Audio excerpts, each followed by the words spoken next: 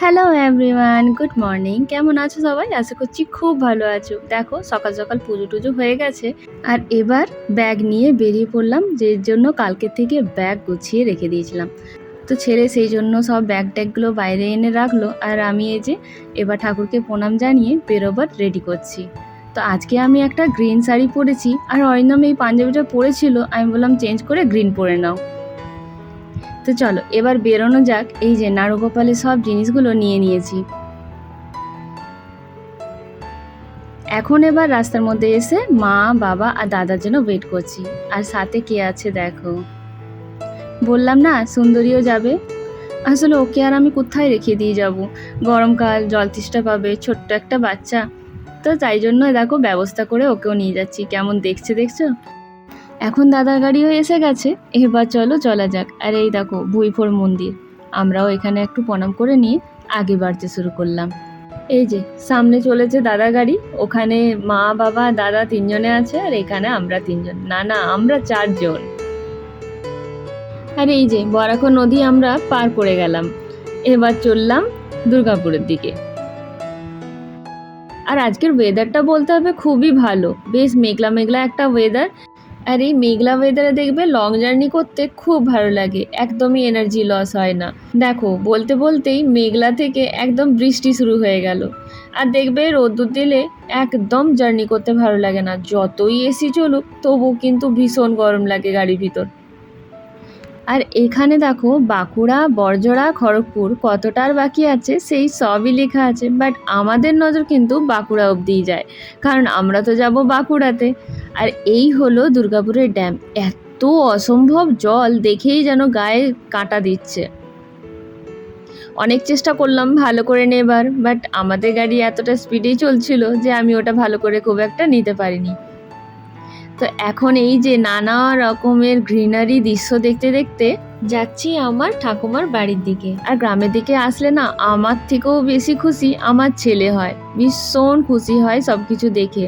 আর এখন তো বৃষ্টির মৌসুম, চারিদিকে যেন জল থই থই করছে, আর সাথে যেন সব কিছু সবুজ হয়ে উঠেছে। যাই হোক, আমরা কিন্তু সেই জায়গাতে পৌঁছে গেছি যেখানে মন্দিরটা আছে। এটা আমার ঠাকুমার গ্রামের জাস্ট আগের গ্রামটা। এখন এবার এখানে পুজো টুজো দিয়ে তারপরে যাব সব থেকে আগে ঠাকুমার কাছে। ওই যে আমার কাকার ছেলে আগেই পৌঁছে গিয়ে আমাদের জন্য ওয়েট করছে।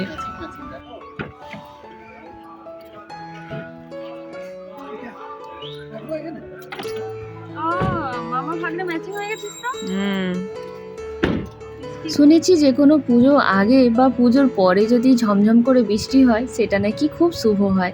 আর এই দেখো আমরা এখন যে পুজো দেবো তার আগে কিন্তু বেশ একটা ঝমঝমিয়ে বৃষ্টি হলো। এতটা বৃষ্টি যে রাস্তা দিয়ে জলটা এমনভাবে যাচ্ছিল যেন নদীর স্রোত বইছে।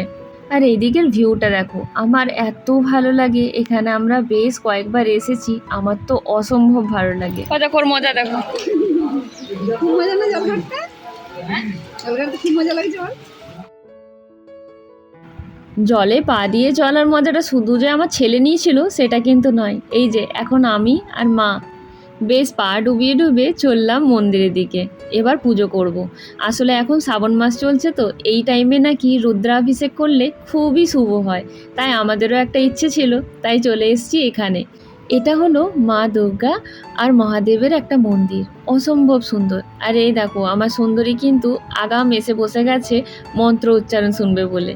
তো এখন এখানে সবাই মিলে বসে পড়লাম রুদ্রাভিষেক হবে বলে। অরিন্দম আর দাদা মেনলি এটাকে করলো, আর আমরা সবাই পরে আবার যেমন মহাদেবকে অভিষেক করা হয় সেটাও করলাম। পুজোটার কিছু ছোট ছোট ক্লিপস তোমাদের সাথে আমি শেয়ার করছি। এত সুন্দর করে এখানে পুজো করিয়েছে, আমাদের মন যেন একদম তৃপ্ত হয়ে গেছে পুজো করে।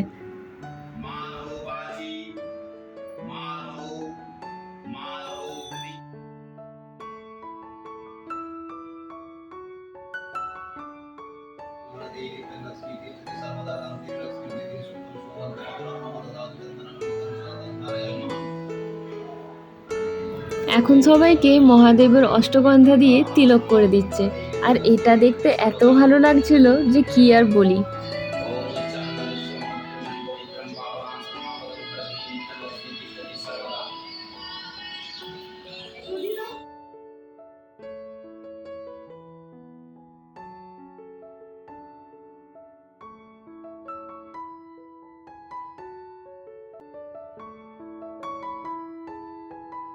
এই তিলকটা করার পরেই পুরো পুজোটা শুরু হলো। এবার একে একে করে এত রকম জিনিস দিয়ে অভিষেকটা করা হলো, প্রায় 1.5 ঘন্টা টাইম লেগেছিল। তবে এত ভালো লাগছিল, এত ভালো লাগছিল, যেটা হয়তো বলে কিছু বোঝানো যায় না। যারা মন থেকে ঠাকুরের পুজো করে তারা নিশ্চয়ই করে বুঝে যে এই পুজো করাতে যে মনে কতটা শান্তি লাগে।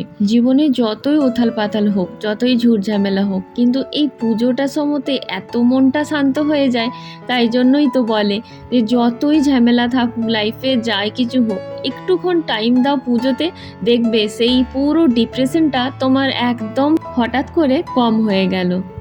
আর সবসময় আমাদেরকে এটা মনে রাখতে হবে যে আমাদের জীবনের প্ল্যানিং কিন্তু একজন করে রেখেছে, আর সে কোনোদিন কোনো প্ল্যানিং ভুল করে না। তাই জীবনে যা ঘটছে ঘটতে দাও, নিজের মনটাকে শান্ত রেখে নির্ভয় হয়ে থাকো।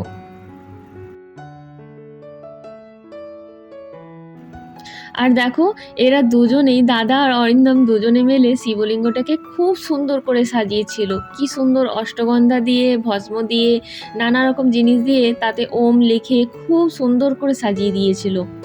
আর ফুলের সাজ তো আছেই, আর ফুলের মালাগুলো সব এই যে আমার ভাই এনেছিল। ওম শিবায় নমঃ। এতে গন্ধপুষ্প বিরূপায় নমঃ। এতে গন্ধপুষ্প বিশ্বরূপায় নমঃ। প্রণমামি সদা শিবলিঙ্গম। লিঙ্গাষ্টকমিদং পুণ্যম জপঠে শিবসন্নিধৌ শিবলোকায় মহারুদ্র ত্রাইমাং শিবকল্পতরুম গিরিরাজসুতান্বিতবামতনুম তরুণিন্দিতরাজিতকোটিকল্পতরুম নয়নত্রয়ভূষিতমনোহরং প্রণমামি শিবম শিবকল্পতরুম প্রণমামি শিবম। এবার চলো তোমাদেরকে দেখাই মা দুর্গা আর মহাদেবের আদরের লাড্ডু গোপালকে। এখানে লাড্ডু গোপালেরই কথা বলেছিলাম, কি সুন্দর না। ওই যে বাঁশুরি আর ময়ূরপঙ্খী কিনেছিলাম, দিয়ে দিয়েছি। ড্রেসগুলো এখন আর পরানো হচ্ছে না, কারণ আজকের সাজ সিঙ্গার লাড্ডু গোপালে কমপ্লিট হয়ে গেছে। তাই আমরা তাকে দেখিয়ে দিলাম যে কি কি আনা হয়েছে তোমার জন্য। আর ওখানে জেঠুমা বললেন যে ঠিক আছে, আমি জন্মাষ্টমীর দিনে এই সব কিছু তোমার পরিয়ে দেবো।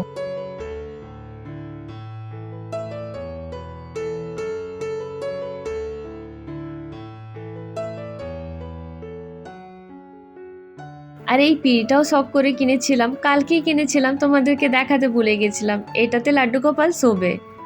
তো এবার চলো এখানের মহাদেব আর মা দুর্গার তোমাদেরকে দর্শন করিয়ে দিই। আর পাশেই দেখো বসে আছে কেমন লাড্ডু গোপাল, কি সুন্দর সাজু গুজু করে বসে আছে। আর নিচে দেখো আরো দুটো লাড্ডু গোপাল। তো এখন সমস্ত কিছুর পর ওনারা বসিয়ে দিলেন আমাদেরকে খেতে। এখানে আসলেই কিন্তু খাওয়া দাওয়া করেই আমাদেরকে ফিরতে হয়, ছাড়তেই চায় না। অবশ্য আমরাও কিন্তু এই খাবারটা খাওয়ার সুযোগটা ছাড়তে চাই না, কারণ এই খাবারটাই এখানকার মন্দিরের প্রসাদ। মা অন্নপূর্ণা দেবীর প্রসাদ রূপেই আমরা এটাকে গ্রহণ করি। বাপরে, আইটেম শেষই হচ্ছে না। আর এই মন্দিরটা এনাদেরই, মানে যার মন্দির তার বাড়ির বৌমা হচ্ছে। আর এই বাড়িতে সবাইকারই এত ভালো ব্যবহার যে কিছু বলার নয়, একদম নিজের মানুষের মতো। আর এবার তো বাড়ি ফেরা পালা, তাই আরেকবার এখানের ভিউটা চোখ ভরে দেখে নিচ্ছি। এত সুন্দর লাগছে যে কি আর বলি। আর এখন জানো তো প্রচণ্ড জোরে মেঘ করেছে, এই বৃষ্টি নামলো বলে। আর তখন যেন আরও বেশি সুন্দর সুন্দর লাগছে দেখতে।